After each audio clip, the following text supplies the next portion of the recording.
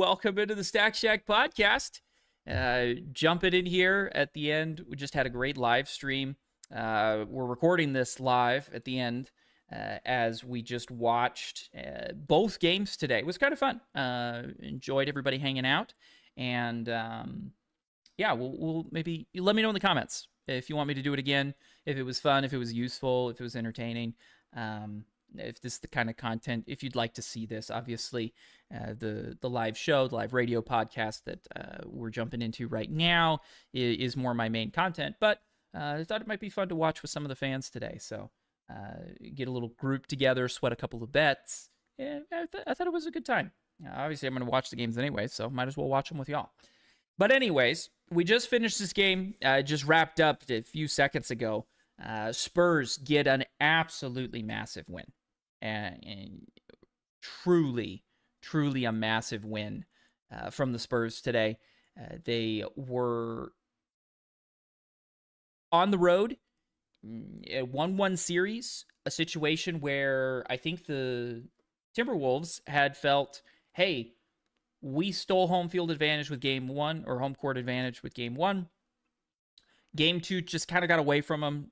Let it go. We got our home court advantage. So this was a big game, I think, for the Timberwolves, and end results here. T-Wolves 108, Spurs 115. Spurs get the win on the road. Flip that home court advantage back in their favor, which is very significant. If we look at the box score, Ant, 32 points, 14 rebounds. A very solid night, but the big night was Victor Wembanyama. 39 points, 15 rebounds, 5 blocks. And I think more than that, to me, this is really one of the first times I felt watching that Wemby truly took over the game. He's always been capable of doing things that you've never seen before, or that it is just unstoppable, right? He's just taller than everybody, so of course he gets the rebound, right? And we've never seen somebody that big just pull, handle the ball, drive to the basket and lay it in, shoot threes over people. I mean, Gobert is legitimately probably one of, if not the best, besides Wemby, defensive big men. He probably is the best defensive big man besides Wemby himself. And Wemby got almost 40 points on him. I mean, again, it's not every point was over the top of Gobert, but Gobert gave Jokic trouble, and Wemby just put up almost 40. So this game, especially late, Wemby had some foul trouble in this game. I think that if the T-Wolves look back, they may consider maybe we should have gone at him a little bit more, because he picked up those 5 fouls with a pretty significant amount of time left in the game. I would have just tried something. Go at his body, see if you can get, drive at him. Honestly, he's going to get blocks on you is the unfortunate part. But if you could just get him to reach in once, or, fight for a rebound. I mean, somebody take a charge. You just need one and he's gone. But give credit to Wemby. He locks in and did not commit another 6th foul. And that left him in the game, and he took over. He really, really did. This is the first time I feel like, looking at Wemby, his overload, 13 for 18 shooting. 3 for 5 from three-point land is incredibly underrated from a statistics perspective for Wemby. He had been shooting very poorly from 3, and he comes in tonight, shoots 3 from 5. He was 10 for 12 from the line, got to the line plenty. Field goals, shooting percentage was fantastic. 15 boards. I mean, he was almost 40 and 15. That is a night. Now, Ant was 30, 30 plus and 14, almost 30 and 15. So he was fantastic as well, especially coming off the injury, saying he was only 60%. But I think the big story is this game to me felt like an arrival moment for Wembanyama. An arrival moment I think we've all been waiting for. Um, we've definitely seen, I mean, he was fantastic this season during the regular season, but he didn't play a lot of minutes. And, it's the regular season. Legends in the NBA are made in the postseason. It's LeBron coming back from 3-1. It's Michael Jordan with 2 3-peats back, essentially back to back that he's playing in. It's Kobe with a 3-peat. These are the stories that make legends, in the NBA. There's great regular season players. Shout out James Harden.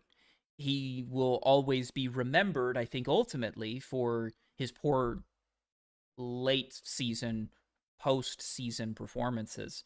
Even though he's had some great games in the postseason too, right? But overall, I think we've been waiting. All right, when is Wemby going to have that big moment in a big game in the playoffs when his team needs him, when he takes over? Where's the blocked by James call, right? Where's the Michael Jordan flu game or the Michael Jordan last second buzzer beater? Where is that moment? Where's the Curry take over, drop 50 in a game 7? That kind of a situation. And to me, I think this was the first time the Spurs really needed him to take over, particularly on the offensive. And in the fourth quarter, I mean, I think he had almost 20 in the fourth. That is taking over the game. And then he played well on defense. Multiple of those 5 blocks were in the fourth quarter. And some of them were with significant foul trouble, 4 and 5 fouls that he had to worry about and was able to navigate really well. So huge win for the Spurs. I don't want to say this series is over. But to me, this game felt very significant. Obviously it isn't technically a must win, but it felt a bit must win for the T-Wolves. You're at home. You had stolen game 1, gotten yourself in this. I had made the prediction yesterday. Hey, Spurs, T-Wolves, if it's a blowout, it's going to be a blowout in the direction of the Spurs. And, the T-Wolves won't have a chance. The T-Wolves are not going to beat the Spurs by 30 in this series. I don't say that. I don't think they're going to beat them by 20. I don't think they're going to beat them by 15. The T-Wolves, if they're going to win this series, they needed to have a couple of games go late. Clutch time. They're a little bit more experienced. In this case, they would be at home. That's what they needed. But they just could not quite crawl back in this game. And Wemby didn't let them.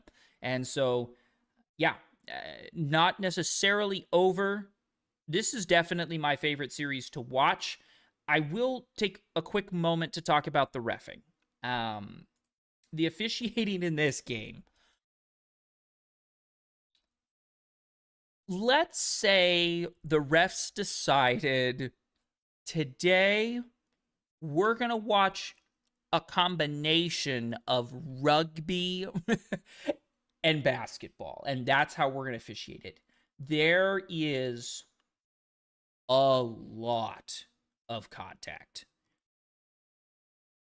I think probably too much. I'm all for holding the whistle. I don't like the ticky-tack. I don't like the rewarding foul baiting.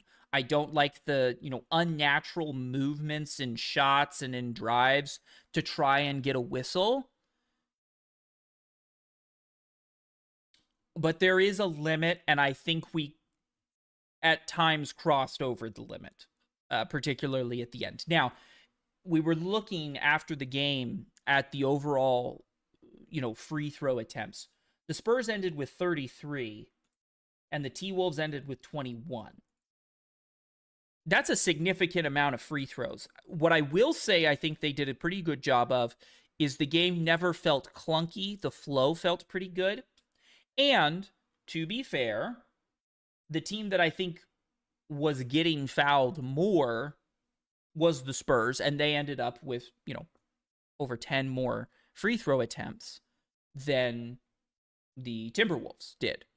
So I do think from a fairness perspective, call the game even. It does seem like they called the game pretty even.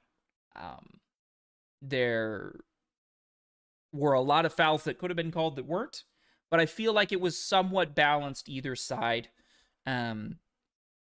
Both teams played very physically, way more physically than what we've seen in a lot of other series. And the fact that we have to talk about the refereeing in every single NBA game just shows the situation that is present in the perception of people's interpretation of how the NBA referees games. And I feel like there's a lot of questions, right? It feels like some teams get the calls, some teams don't get the calls. We allow really physical defense in some games, and then we call ticky-tack things in others. I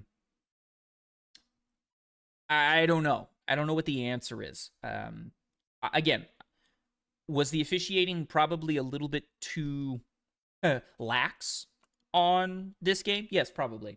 But I do think it was fairly reasonable from a fairness of calling both sides, and they really didn't call too many. I think the most frustrating thing is when they're not calling a bunch of high contact plays, and then all of a sudden, for a couple minutes, they call every ticky-tack thing. I think they stayed pretty consistent, for better or for worse, in how they were calling the fouls in this game. So not a terribly refed game. Definitely a very physical brand of basketball was played tonight.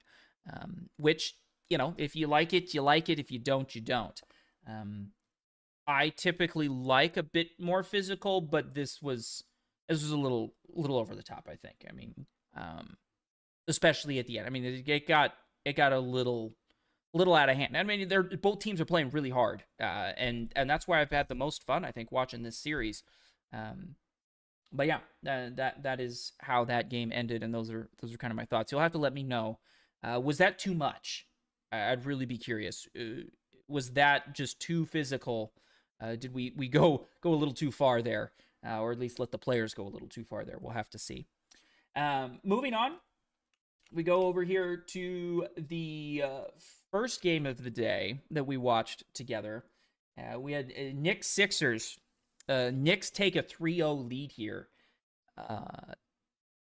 This was a fantastic game from the Knicks. That's how I have to go with this. Truly a great game from the Knicks. They have figured something out here with Karl Anthony Towns as this point center. I mean, 12 rebounds, 7 assists, only 8 points, which is not, great, but putting him in that position has just completely opened up their offense, revolutionized the offense. It looks fantastic. People are playing really well in it. And I think it's taking a lot of pressure off of Brunson, who has just absolutely erupted in the last couple of games, to not have to be, constantly the main primary ball handler. He's allowed to give it up to Cat at the top of the key and let him distribute a little bit. Bridges played really well. I mean, this is a great team. They played great. I mean, Shamet, a 15 off the bench, 5 for 6 shooting, 2 for 3 from three-point land. Fantastic day for him. We talked about it. Depth. We talked about this yesterday. Depth wins. And the 76ers just didn't have it tonight. They looked tired down the stretch. Paul George has 15 points here. All of those were in the first quarter. I'm pretty upset about it because I had him over 17 for the game on the bet, and I was feeling really good after the first quarter. He proceeded to go, I believe, 0 of 8 for the rest of the game. Really rough. Really rough. Embiid, 18 points. I brought this up while actually after the game was over while we were watching the Spurs game. There may be a concern here from me that part of Embiid's health issues is because of the foul baiting and, shall we say, the flopping and the exaggerated reactions to being fouled. He hits the floor a lot. That can't be good for a big guy like that to just constantly be tumbling around. There were multiple flops in this game from him where he didn't really necessarily need to hit the deck, and he hit the deck every single time. And I don't know, maybe, he's out of the last game with hip soreness. My hips would be sore too if I landed on them 5-6 times a night, and I'm not nearly as big and heavy and tall as he is. I'm not falling as far. So is that a crazy question? I don't know. It's one I'm asking. I'm curious what your thoughts are. Is that part of this issue here? But overall, you look at the box score. I mean, it's not bad, but Oubre's the only person that got over 20. And I mean, Edgecombe, I think, had 8 in the first half too. They just could not get anything going in the second half, and especially in the fourth quarter. Down the stretch, it looked like they were tired. It looked like Maxey did not want to shoot the ball from range. I mean, it's up 8 for 12. That's a good shooting night, but only 17 points. Why?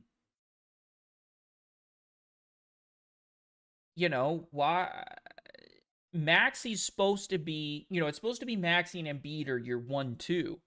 And Maxey took less shots than Embiid, less shots than Paul George, and less shots than Kelly Oubre. That doesn't seem like a good setup. And Embiid's supposed to be the 1, and he's less than 50%. I mean, contrast that with, Wemby. It's just he's so inefficient in this situation. And he only gets 6 free throws. He makes 4 of them. Good for him. But we got nobody in double-digit rebounds. They just don't have enough. They just don't. And I do think the Embiid trust the process experiment for the Sixers is probably over. Realistically, his health at this point, you can't rely on him. And you look at this team, I do feel a bit bad for the Sixers because you look around the league and a lot of other teams are much younger than they are. Paul George's been around the league a long time. Embiid, his body's kind of just falling apart. I don't think you can rely on them long term. Now, the Knicks aren't, spring chickens, but, they're winning right now. And they're winning handedly. And I don't know what the 76ers need to do. I don't know that this is the right setup. You also have to realize the Knicks are without OG Anunoby in this game, which is significant. I mean, that guy's been on fire in the last few games. So to get the win on the road, similar, I mean, let's talk about it. Similar to the Spurs, where I was like, this is a big moment for the T-Wolves. The Spurs could probably lose this game. It'd be okay. But the T-Wolves is almost a must-win. Well, it's even more significant for the Sixers. You've got Embiid back, right? You didn't have him in game 2. You're at home. You've got Embiid back. This is the one I feel like you got to win. And they jumped out to that early lead as well. And that was great. But you got to give the Knicks fought back on the road. Brunson was absolutely magnificent. I mean, 33 points, 50% from the floor, 8 for 9 free throws, 9 assists, 5 boards, only 3 turnovers. That's pretty darn good. I mean, even Josh Hart stepped up, 12 points, and they play good defense. Bridges is back looking confident. And again, like I said, Cat, his box score is not great, but the impact he has, the 12 boards, Hart getting 11 boards, these are significant numbers, and I got to give them a lot of credit. The Sixers, the crowd was in it at the beginning, and then the Knicks just pushed on through, and by the end, it was a Knicks crowd. And yeah, that was honestly, I think that game was probably the most impressive team win that I've seen so far in the playoffs. The Knicks looked good in a game that they really didn't need to win, that they don't have OG Anunoby in, right? Like this is the game the Sixers have to win. They don't. Series is over. It's probably a sweep. I don't know. Maybe they bounce back. Maybe Knicks rest OG next game as well. Save him for when they go back. Give him a little extra, rest and recovery in a situation where the next game really is not a big deal for the Knicks to win it. I mean, obviously they would like to win it. They'd like to get the sweep, but yeah, this performance without OG Anunoby against a Sixers team that is not bad by any stretch of the imagination, on the road, in a game that technically, I don't necessarily know if they need to win it, they have a chance against the Western Conference. This is the first time I've felt like there was an Eastern team that I watched a game and I went, okay, this team could compete. We look at the box scores, you look at the depth that the Knicks have, they're going 4 deep. They're going kind of 5 deep with how well Josh Hart can play at times, especially on the defensive end. They're going like 5 deep with OG Anunoby. And that is what you're going to need to compete against, a Spurs team where Wemby, Fox, Castle, and then you've got Harper. Harper actually didn't have a great game this week, or today, but his impact is pretty significant. And Champagne went off 12 boards. That's the kind of production you need. Again, the depth that you need beyond Wembanyama, Fox, Castle, and again, both Fox and Wembanyama had significant foul trouble throughout the game, so that definitely affected them. But this looks like a team that could compete. I don't know how they match up necessarily against the Spurs. Obviously, Wemby is an impossible matchup. Realistically, the T-Wolves probably match up the best against the Spurs. Very physical, good defense, good offense. Everybody's pretty much a good two-way player. And you have Rudy Gobert, who's the best option at defending Wemby besides Wemby himself, right? So I don't know how the Knicks would do in that kind of a situation. I mean, obviously, we don't even know how the Thunder are going to do in that situation. The Thunder have Chet, who can kind of draw Wemby maybe away from the basket a little bit. But that mid-range game gets tough with Wemby in the lane. So we'll see. It's going to be fun. Yeah, there's my thoughts. Quick and easy. It was a lot of fun hanging out with everybody at the live stream today. I appreciate you sticking around here for the podcast portion of this stream. We'll maybe see you tomorrow night. We'll see how my schedule looks. But yeah, appreciate everybody hanging out, and we will definitely see you in the next one. Let me know in the comments. I have 2 main questions. Do the Knicks have a chance against the, let's say, 3 teams in the West that we think are pretty darn good? And then 2, did the Spurs-Timberwolves game go a little too far on the whole, we're going to let them play situation? Was that a little too physical? I'd be curious on those 2 things. And I guess, let me know on Joel. Is his flopping part of the reason he's hurt all the time? That'd be an interesting thing to note. But anyways, thank you. This has been a Stack Check